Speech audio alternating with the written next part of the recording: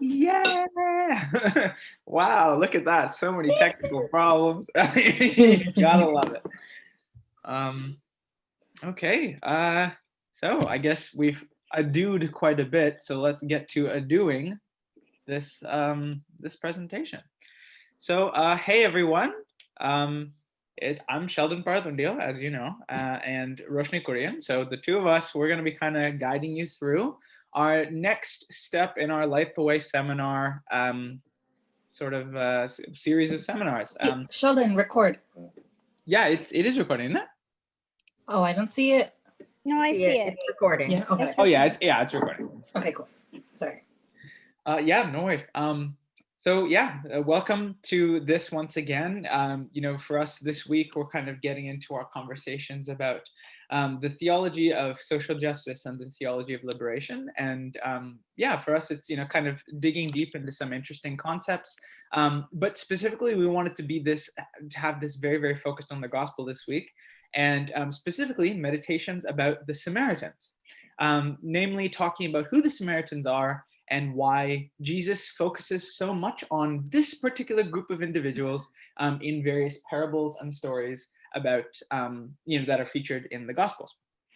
So without further ado, let's get into it. So could we please have somebody volunteer to lead us with an opening prayer?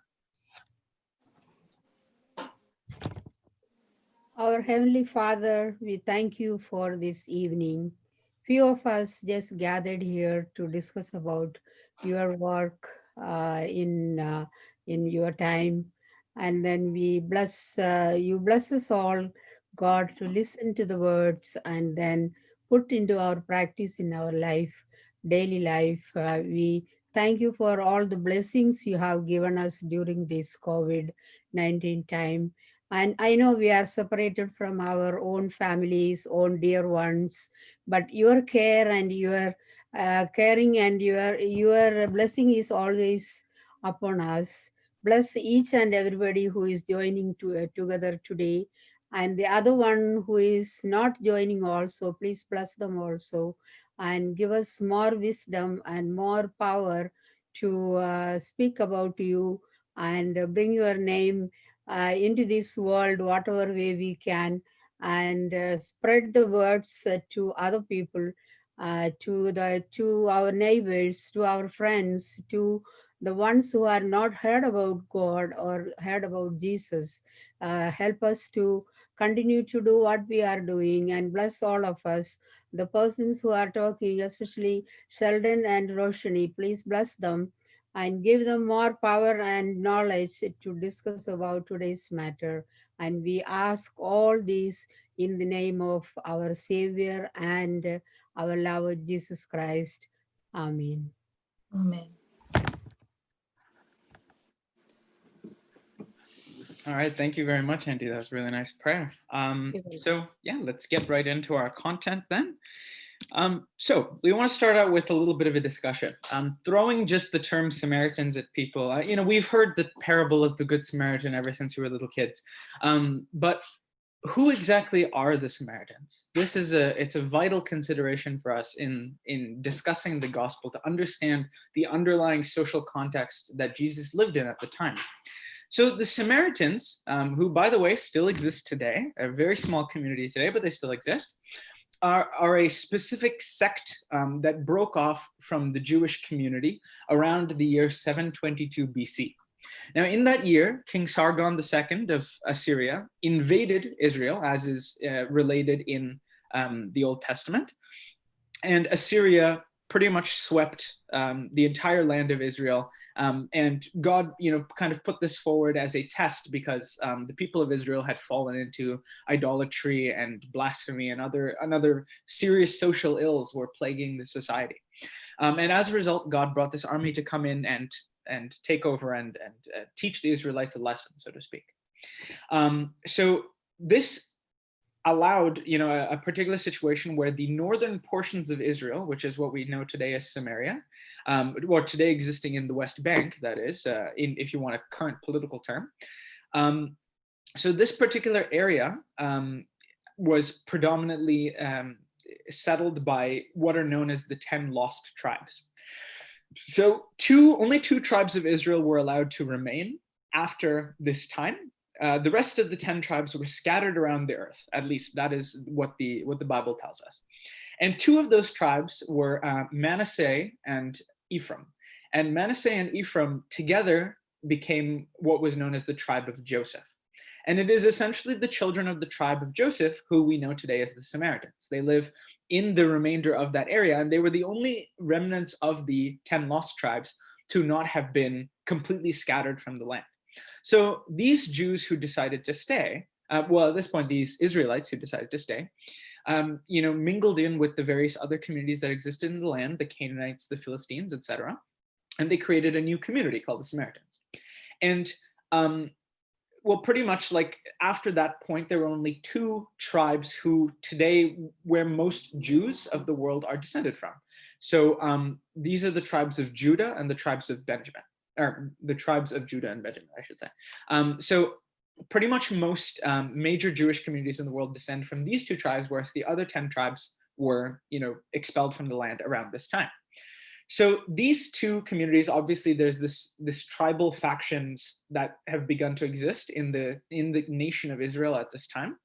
But a couple hundred years later, the two remaining tribes who were left in what was then Israel around the space of Jerusalem were expelled from the territory and sent into exile in Babylon, the Babylonian captivity under King Nebuchadnezzar, if we all remember, with Daniel in the lion and the cave.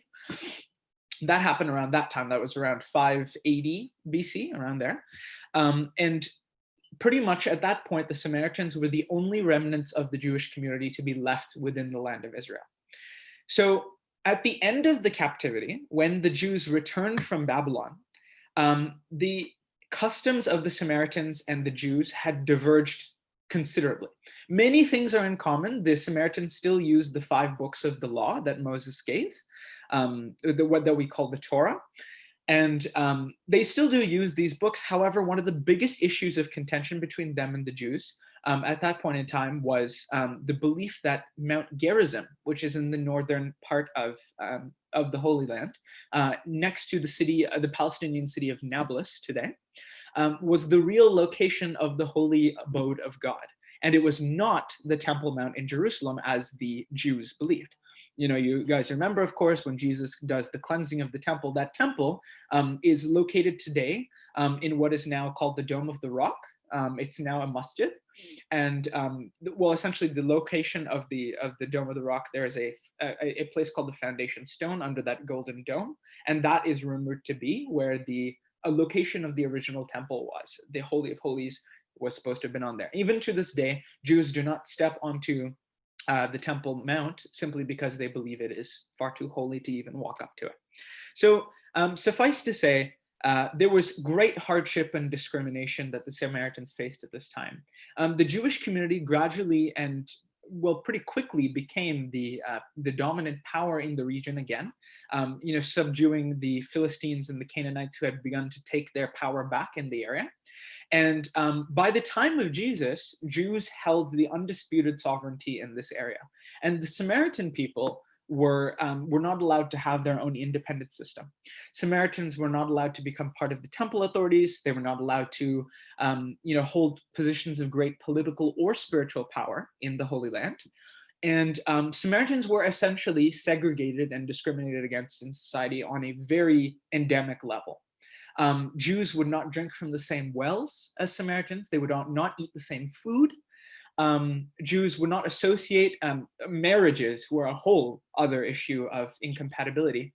And for the most part, Jews looked at Samaritans as fundamentally inferior. While Jews were more than happy to get along well with the various other Gentile nations that surrounded the land of Israel, including the Canaanites and the Philistines, they refused to agree with the Samaritans because they believed the Samaritans to be heretics.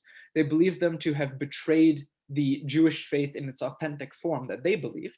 And thus, as a result, the Samaritans were treated very, very poorly. And again, this is what you need to understand walking in and understanding what the Samaritans are and who they are, and what role they play in the Gospels, and why Jesus spends so much time talking about this very marginalized, very excluded community. So, so Roshni, I believe this is, you're Yeah. taking on this one, yeah. Yeah. So Jesus speaks a lot about the Samaritans, right? And the Samaritans are referred to quite a lot in the Bible. So we know from the Old Testament and from mentions in the New Testament that there is this rift, right? That Sheldon spoke about. That's been, over like years and years of time. There's been like, that conflict between these people because of these religious differences, right? But ultimately, when you look at two instances in particular where Jesus interacts with Samaritans, and that's Jesus heals 10 men with leprosy, and Jesus speaks to a Samaritan woman. You realize that Jesus ultimately, his ultimate message is to love beyond borders, beyond boundaries, boxes, binaries, and bodies, right? So love is what will move us from inaction to action and from judgment to compassion. So, okay, so this example right here, right? Luke chapter 7, verses 17, 11 to 19, Jesus heals 10 men with leprosy. So to recap, actually, could we have someone read this passage out loud? Maybe that's better. Instead of me doing a quick recap. Does anybody have their Bibles on hand? I can read it. Thanks, Ash. So Luke 17, 11 to 19. Yes. Now, on his way to Jerusalem, Jesus traveled along the border between Samaria and Galilee. As he was going into a village, 10 men who had leprosy met him. They stood at a distance and called out in a loud voice, "Jesus, Master, have pity on us." When he saw them, he said, "Go, show yourselves to the priests." And as they went, they were cleansed. One of them, when he saw he was healed, came back, praising God in a loud voice. He threw himself at Jesus' feet and thanked him, and he was a Samaritan. Jesus asked, "Were not all 10 cleansed? Where are the other 9? Was no one found to return and give praise to God except for this foreigner?" Then he said to him, "Rise and go. Your faith has made you well." Jesus said, again, to repeat Ashley, right? Has no one returned to give praise to God except this foreigner, right? So only the Samaritan man with leprosy came back to thank Jesus and express gratitude towards the Lord Almighty, right? This man who was a foreigner was marginalized not only because of his race, but also because of his disability, his leprosy, right? Jesus recognized, his gratitude is recognized and appreciated by Jesus, the Messiah, who saw the potential in this man beyond his skin and body, right? Jesus saw the soul beneath his body and his skin while the man was sick with leprosy and after he was healed also, because Jesus said to him, "Your faith has made you well," right? Thank you for your gratitude, right? He's acknowledging that no one returned to give praise to God except this foreigner, right? So I think this story really begs us to ask, what do we really mean? And what do we, when we say the words like marginalized, outcast, or other, right? What do we mean when we're using these words, right? Marginal to what? And cast out by whom and from what? Other or different by whose or what standards, right? Because they certainly are not Jesus's or God's standards, right? Jesus encountered and healed and saved a whole range of individuals, male or female, healthy or ill, saints or sinners, right? Those within the community, those outcasted from the community. He saw no divisions or boundaries between peoples, and instead he talked to, healed, and loved all. He spoke with and interacted with everybody and saved them from all kinds of illnesses and sicknesses. He did not shy away or cast them out, but welcomed and saved them, right? And so I think this story in particular, right, and all of Jesus's healings, it begs us to ask the question, right, and think about how society conceptualizes what a normal or healthy body is versus an unhealthy, right, or abnormal body. But I think, we can ask ourselves what kind of bodies are seen as desirable, enviable, beautiful, or normal, right, but what would Jesus say to that? What would Jesus say to our high standards of what an ideal human should look like, right, or be like in terms of ability, intellect, or creativity, right? And how would Jesus treat people who look or think a little bit differently, right? What kind of personal stigmas and systems of discrimination exist right now for people whose bodies look different, who are capable of different abilities, right? Whose limbs perhaps don't match in a traditional sense in the way that our limbs do, right? Are we able to see the potential beyond every single human, beyond their skin and body, right? And see them for the soul that they really are. What do you guys think? What kind of standards have we set in our society? Like what do we think? What kind of bodies are seen as desirable or normal? And what do you think Jesus would say about that?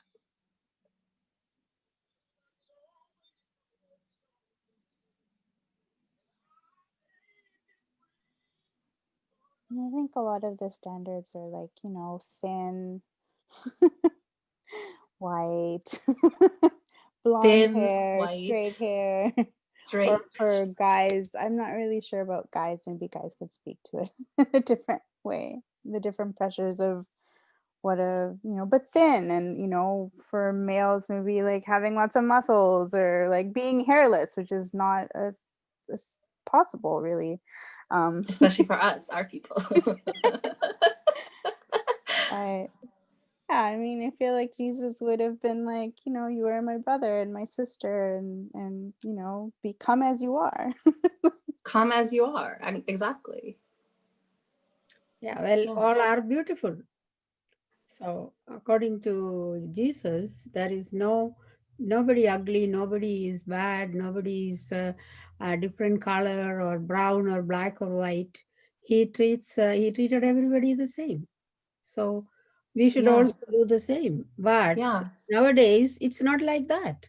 Mm-hmm. No. Exactly. Yeah. Exactly, Rachel. And it's not like that, right? Because I think we see so many homeless people on the street, right? And often homeless people in Canada, all over the world, actually, for being realistic, they're homeless, right? Because they face a number of real life difficulties, right? And often a really common one would be mental health issues, right? And so what kind of like stereotypes or stigmas, like how do we look at homeless people, right? Like when we're walking down the street, how are they viewed, right? And like when people live on the margins of society, what does that do to their soul? What does that do for like their connection to Jesus and God? How are they able to be true to their divine selves when so much is corrupting their spirits? Maybe we'll move on to the next example now. Sheldon, can you get the slide?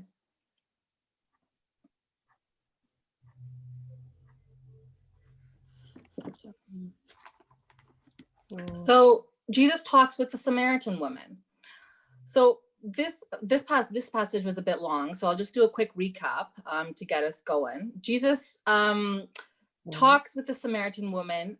Talking with this woman was a scandal, okay, at the time. And she asked him herself, how can you ask me for a drink? Me, a woman of Samaria, right? Because this woman at the time, she knew that a Jewish man should not be talking to a Samaritan woman, let alone drinking from the same vessel as her, right? And Jesus's disciples too, they were shocked when they saw Jesus talking to this woman by the well and interacting with her, right? But nobody had the guts to ask him, but why were you talking to her, and like this, I think we've all experienced these moments where we judge others for their beliefs, for the way they look, the way they the way they express themselves, right? But I think this whole conversation really that Jesus has with the Samaritan woman is about him challenging gender and social norms, right? Because he offers this despised, unnamed female Samaritan the water of life. He offers her a sip of eternal life, right? And he sees her for who she is. He does not pass any moral judgment on the woman because of her marital or sexual history, right? Or her current status. It's mentioned in the story that she's had 5 husbands, but she doesn't have a husband yet. So, but he doesn't cast any judgments on her based on this, right? Jesus sees and knows all things. So he was aware of her history before she even said a word, right? And that prompted the woman to say, "Sir, I see that you're a prophet," right? Because he saw this, he knew of this, he knew of her history, right? And that once the woman realizes that she's face to face with the prophet, she asked the biggest question of her time, which is, where is the proper place to worship, right? Samaritans believe that we're supposed to worship at this one temple, this one place. Jews believe another place. What's the real answer, right? And Jesus ultimately answers, it doesn't matter where you worship because God is spirit, right? All that matters is that you worship in the spirit and in truth, right? And so, like, I think it's really important for us to think about how our Marthama Malayali community looks at Hindus, Muslims, right? Or other indigenous spiritual practices.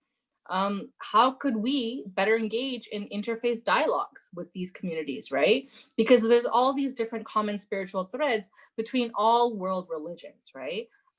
Christ himself demonstrated that to us, right?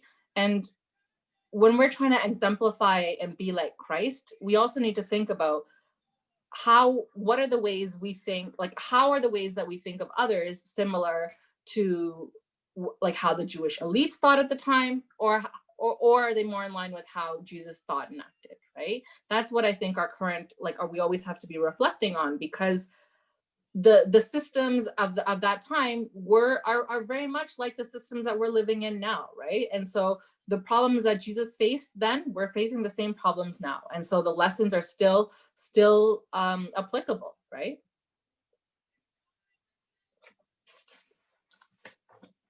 So when we think about how to mirror the Samaritan at the individual level, right, with other people, in our relationships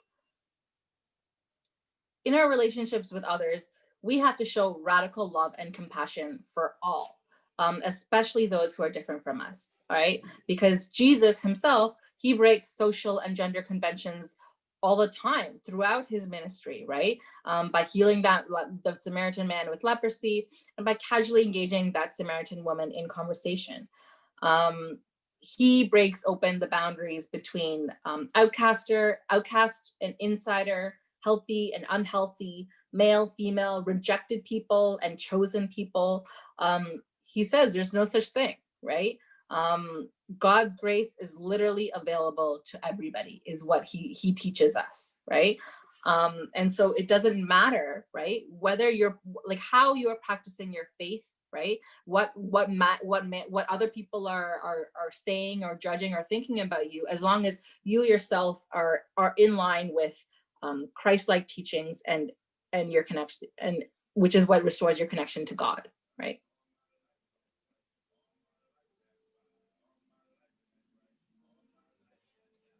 Yeah, Sheldon.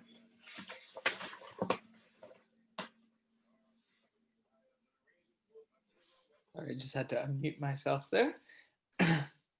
So in regards to, discussing the multiple levels of what marginalization will look like in our society, we can really understand, with these examples that Roshni's provided, how the Samaritans are used by Jesus as a teaching tool to criticize a lot of these ways of hierarchically organizing society that humans had created, It's abundantly clear when we read the gospel, when we read the New Testament, as to exactly what the kingdom of heaven looks like. I bring everyone to our very favorite, biblical verse, Galatians chapter 3, verse 28, which says, there's neither slave nor free, neither Jew nor Greek, neither male nor female, for all are equal in Christ Jesus. All people who are present in the heavenly kingdom are all treated with the same degree of kindness.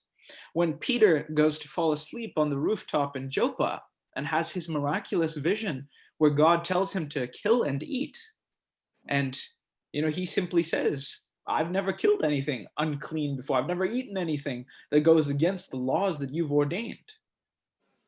And God says, do not call unclean what I call clean. When God created human beings, it didn't matter what nation they came from. They are all part of his creation. They all have a part of him inside them, right? You know, when did it ever say in the Bible what color Adam was when he was forged from the clay? I mean, he was probably somewhat clay color, I imagine, when he first came out. But you know, we don't fully understand that what God is saying by doing that is that the progenitor of all humanity, the first human, we are all connected there. We all go back to creation in the same way. You know, we all take part in all of the same blessed miracle of creation. We all share that equally as our birthright. You know, that's what Jesus does so much throughout his ministry. He emphasizes that the whole notion that there are chosen people, well, there are the physical Israelites, but there are spiritual Israelites as well, people who all across the world are marginalized, who are downtrodden, who are equally worthy of sharing in the birthright of salvation as any other nation on earth. And Peter says when he wakes up from that dream, you know, I realize now that God does not show favoritism. God does not show favoritism, but loves men and accepts men of all nations who fear him and do what is right. And, you know, again, that is the underpinning towards the entire gospel, that this option must be existing to uplift those who are poor and downtrodden and ensure that they have the fair shot at equality that everyone does. Now, these various elements of the intersectional calculus, you know, that the Samaritans play this beautiful role of criticizing gender roles, criticizing the color barrier, the racial barrier that existed at that time, the religious barrier as well. But one thing that, you know, helps us remind ourselves how important the gospel still is for our every single day, our modern days, is when we understand who the Samaritans still are today. As I mentioned before, they still exist. And one thing I didn't mention before was, while the Samaritans still exist in their small religious community as well, they also exist on a much grander scale as what we know today as northern Palestinians. So these are people from pretty much anywhere of the northern part of the West Bank, like Jericho and above. So, Jericho and Ramallah and above there, in and around Nablus, Mount Gerizim, and all of the traditional Sumerian heartlands. So Samaritan people, they still exist today. We should understand that they still play a vital role in the daily life of the region, even to this day. And how much has changed over 2,000 years? You know, we speak a great deal about the advances that modern society has, and yet the Samaritans to this day are still being treated the same way they were 2,500 years ago. You know, when I was 7 years old, I had the opportunity to visit Israel and Palestine with my family, and you know, we went on the pilgrimage, you know, the great pilgrimage to Bethlehem and to Jerusalem, and you know, going into the Palestinian territories, it's something that is never scraped from your mind. The squalor, the poverty, the oppression that Palestinian people still live in every single day. There is no running water in many, many municipalities, especially in Gaza, which is on the other side of the Palestinian territories. Many people are being displaced from their homes. You know, the lines between Jewish settlements and Palestinian villages it's very strict lines. There are very strict fences that go between there, and Palestinians may not cross. You know, we see an existence of real segregation that still goes on till this day. And we want to talk about social progress, you know, let alone the rest of the world. Even the land which Jesus preached the gospel on is still facing the same problems with sexism, racism, religious discrimination, etc., as it did 2,000 years back. And that's truly remarkable for us to look at, you know. The state of discrimination, segregation, police brutality that the Palestinians have been subjected to for the past 70 years and beyond, even previously under the Ottoman Empire, where Turkish rulers treated the local Arab population with a great degree of prejudice. this degree of treatment and this degree of poverty and oppression has often been compared to the Black folks of the United States, or Indigenous folks in both Canada and the United States, and also Dalit and untouchable communities in our own India. And these various populations have worked together and formed, created bonds of solidarity between these different groups, in order to help each other learn from these situations of oppression and understand how they can apply the gospel to their own circumstances, which we will discuss just in the next heading. But what exactly does this matter to us? I'm sure you're wondering. I'm talking to you about this very abstract, but very real political conflict that is still existing today. What connection do we as the Marthoma community have to the Christians of Palestine? A great deal of advertising in the media, for example, often portrays Palestinians as, well, for one, almost entirely Muslim, which is not true, by the way. Out of the 13 million Palestinians in the world, 20%, leaning on 25%, are Christians. And many of them belong to churches which are in direct communion with our church, including the Anglican Communion, the Eastern Orthodox, Roman Catholics, various global churches all exist in Palestine, and a great number of these people follow the same faith that we do. So if there is a concern amongst so many that, supporting someone of different faith, this is a nation where so many people, roughly the same percentage of Palestinians who are Christians, is roughly the same percentage of Malayalis who are Christians. So putting it into context, there's a great deal of similarity between the countries. Both of these spaces have had very negative experiences with colonization, very negative experiences with resource displacement and land removal, land theft, which has existed at the hands of an occupying power on the lands that they are legally entitled to own. And not even in these very basic abstract similarities between Kerala and Palestine do you see a lot of commonality there. But the Marthoma Church, as we all know, has a very well-known reputation as a missionary church, meaning the church, in terms of its mission, has put that at the forefront of its entire church activity. So much money, per capita from our wider Marthoma global community goes towards working in the medical field in underprivileged communities, goes towards evangelism in these communities, goes towards environmental restoration of these communities, helping to empower democratic processes, helping to empower self-determination. This is something that the Marthoma Church has engaged in, especially, well, in our own country with Dalit communities, but all throughout the world, there has been a strong feeling of solidarity in the Marthoma community that has gradually, over the years, with the depoliticization, the disinterest of the global Marthoma community, it's become less and less a part of our daily agenda. The notion of not only standing in solidarity with other minority Christians throughout the world, but also with minority populations in general. So, the Marthoma Church has played a very active role in the World Council of Churches. As you all know, I'm sure you listen to the songs all the time, the Mariman Convention is directly affiliated with the World Council of Churches. That event is held under the auspices of that particular international body.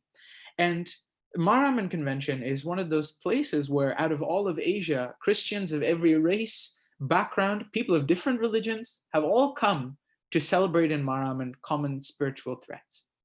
Meaning, what I'm trying to say to you is, these sort of basic elements that the Marthoma community can use to engage with the cause of Palestine already exist in our community, and they run so deep for so many generations now. In fact, in 2009, a great number of theologians from various Palestinian communities, Orthodox, Catholics, and Protestants, all came together to create the Kairos Palestine document, which is based off of the earlier Kairos document from South Africa.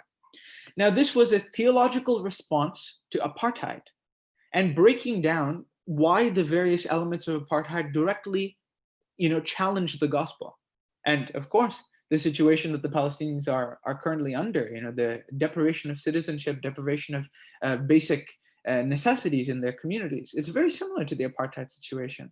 And their goals of, acquiring all the requisite civil, political, economic, and environmental rights as Israelis do, is a battle that is very, very similar in a lot of ways to those fought by Dalits in India and by the Black majority of South Africa. And as a result, the Marthoma community was serving on the Secretariat of the World Council of Churches at that time. And theologians from the Marthoma Church, the CSI Church, various other Asian Reformed churches in general, played a very active role in advising the theologians of the Palestinian Kairos movement in creating the Kairos document.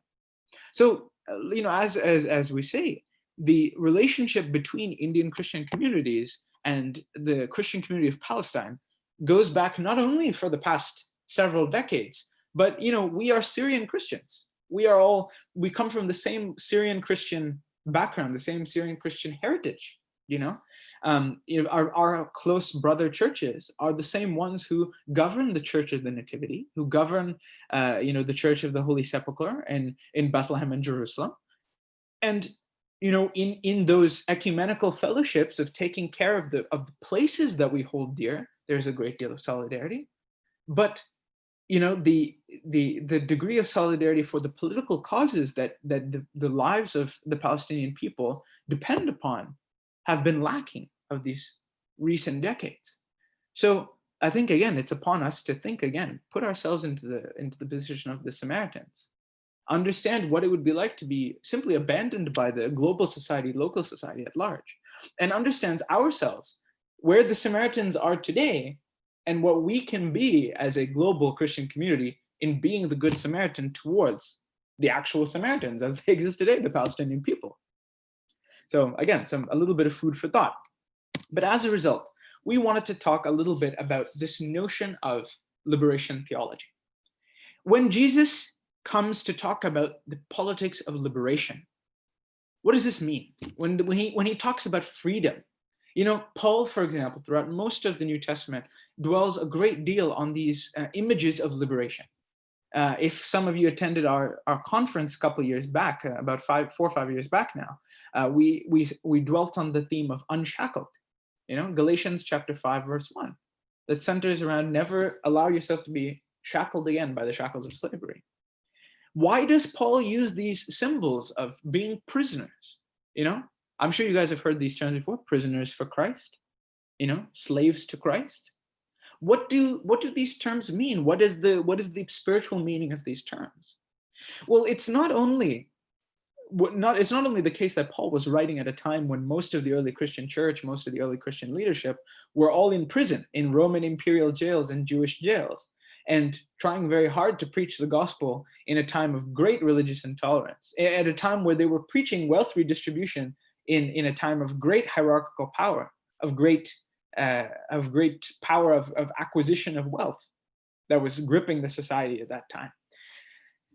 It's not only to give hope to the early theologians who were languishing in prison.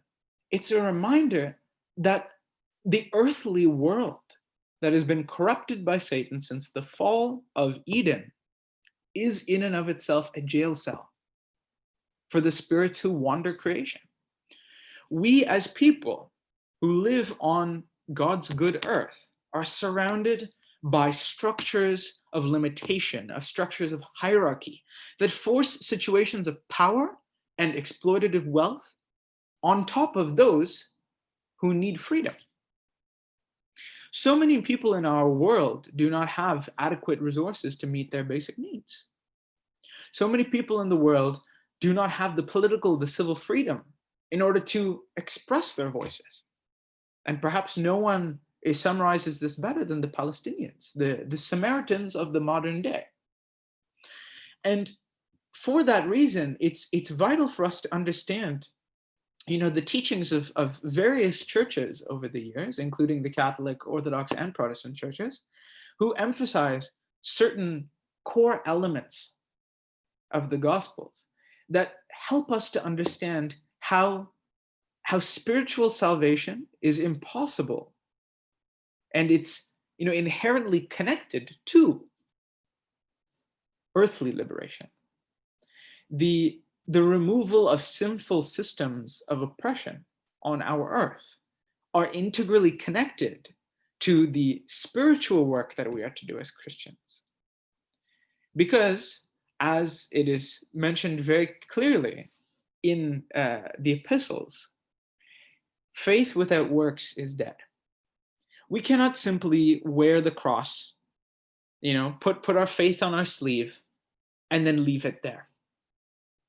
The cross is not just a decorative icon, it is a tool. It is a burden that each and every Christian carries along with Christ. And what that cross represents, that cross is the key to opening all of these doors, opening all of these bars that reject millions of people, billions of people around the world, back into conditions of poverty and oppression and ignominy. It's important for us to open those doors to our brethren by using the gospel as a tool to help them grow forward. It's very important for us to understand why exactly Jesus came to this earth to be a carpenter, a lowly carpenter of all things. Well, it's because he was a worker. Jesus was a worker who used tools to create, to build something earthly with heavenly designs. And that's what we need to understand the gospel as. It's a guiding light, a guide stone for us, a system and a series of principles that, if applied in our daily lives, not only leads to spiritual salvation, but also to the liberation of the people all over the world who need it. But a couple of core elements, that's our very metaphysical take on liberation theology. But what does this necessarily entail? So the gospel, understanding it, is that in Matthew chapter 25, verse 40, it's a very famous line that Jesus says, "As you do to the least of these, so you do to me." This means that the gospel essentially gives a preferential option towards the poor. Whatever you do as a Christian should prioritize the interests of the most needy of your society.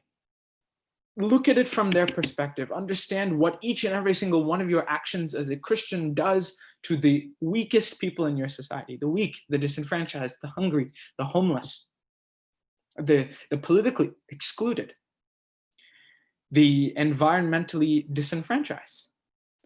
These are the people who we need to center in mission work, in the work of enacting the gospel in this world, be it various indigenous communities around the world, outcast communities, subject populations that are removed to the fringes of society, such as sex workers, such as factory workers, various other forms of menial labor, various other communities where they are being actively taken advantage of. These are the people who need to be at the center of the church. These are not people to be gate kept, to be removed from the church. The church needs to be a place, a beacon towards people who need spiritual guidance and need physical help.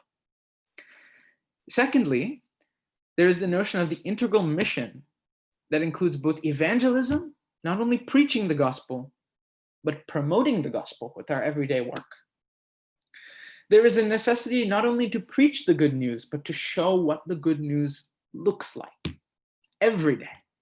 In every interaction we have, we understand, it's vital for us to understand that just knowing we are Christians by our love is very important. But remember, if we understand knowing we are Christians by our love, that famous song, what are the two sides of love that God shows us? The divine love. Does anyone remember that word? Agape, caritas, in Greek and Latin.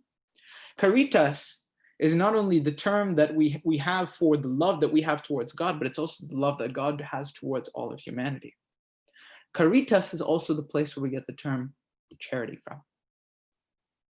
A little bit of a throwback to what we had covered in previous seminars.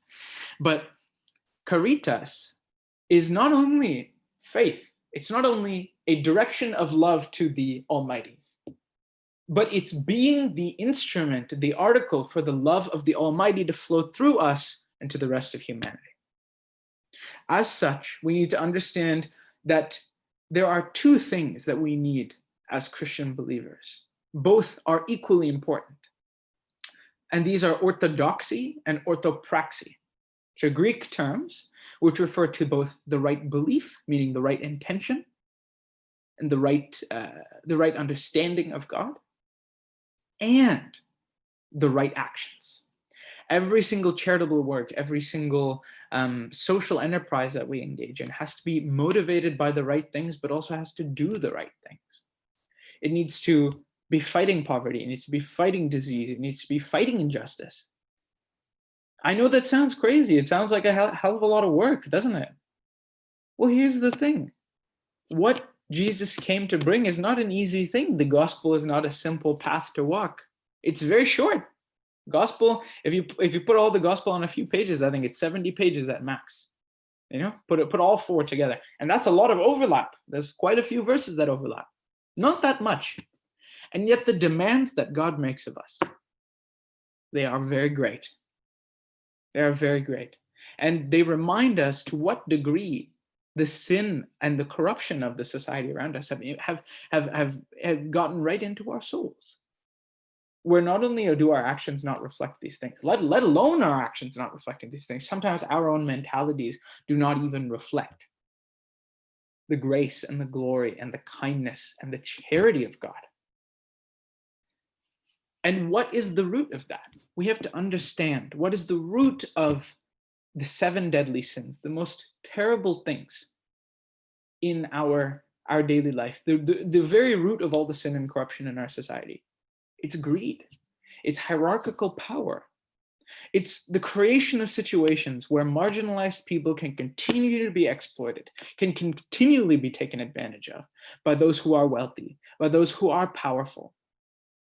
When any woman in society is trapped in a situation where she is subjected to violence and subjected to dehumanization by her partner, the gospel is not being at 100%.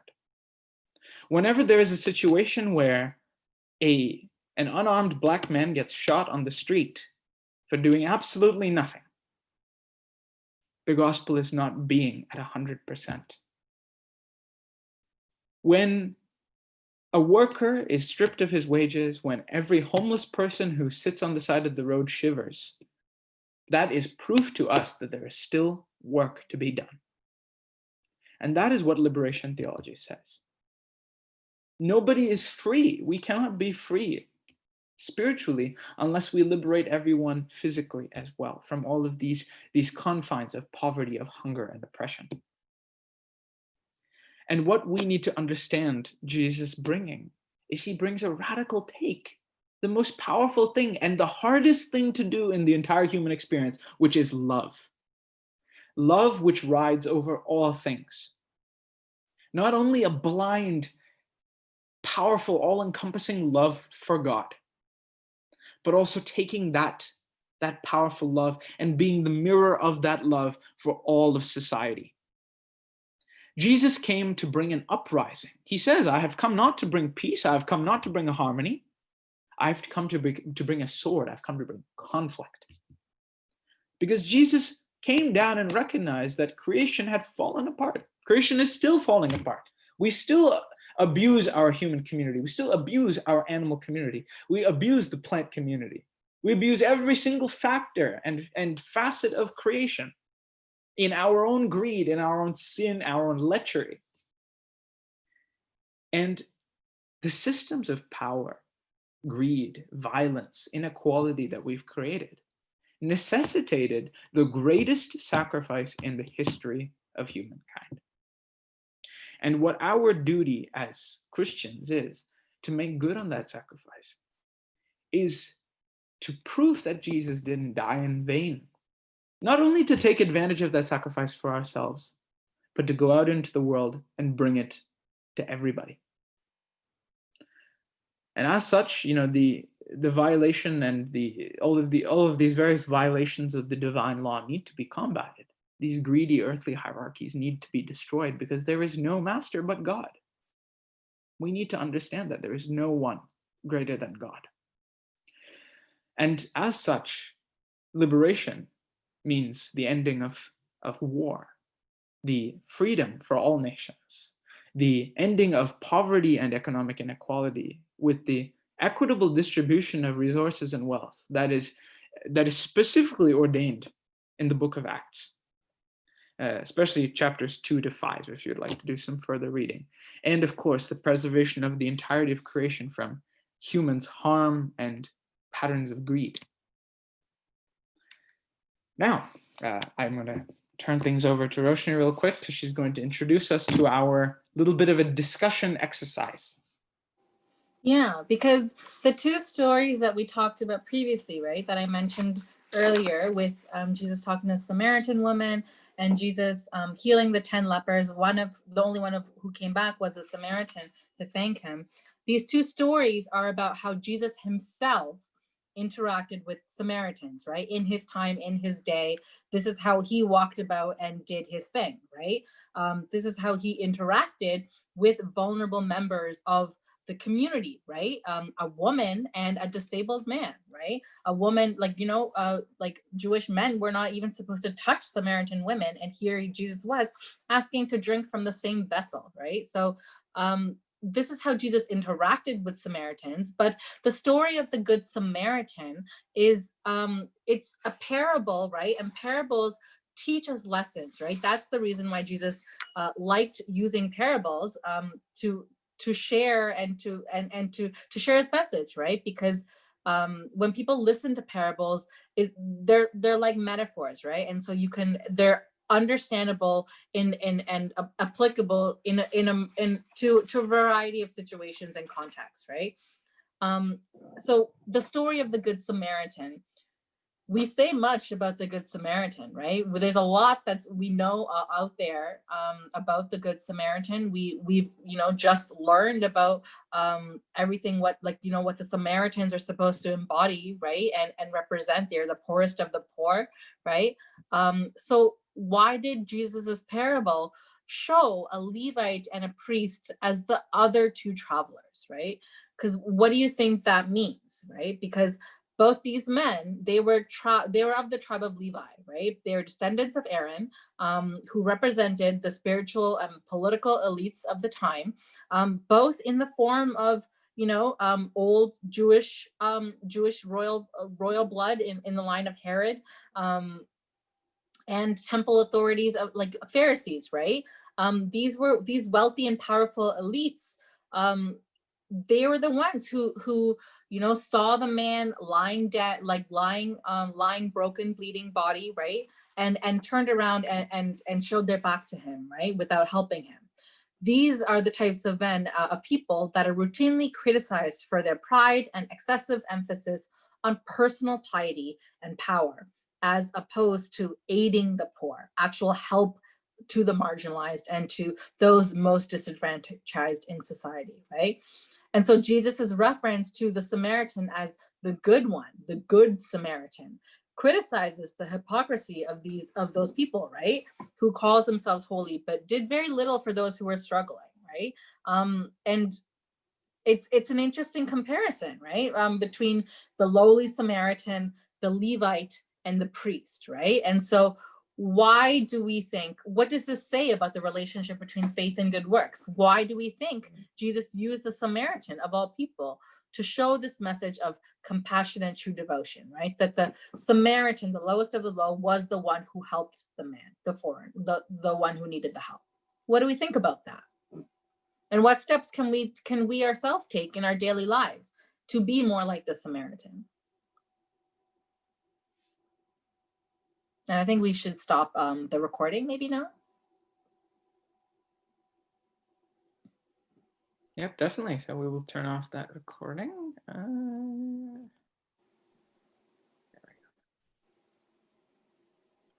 Here, I will. I think Jesus was showing an example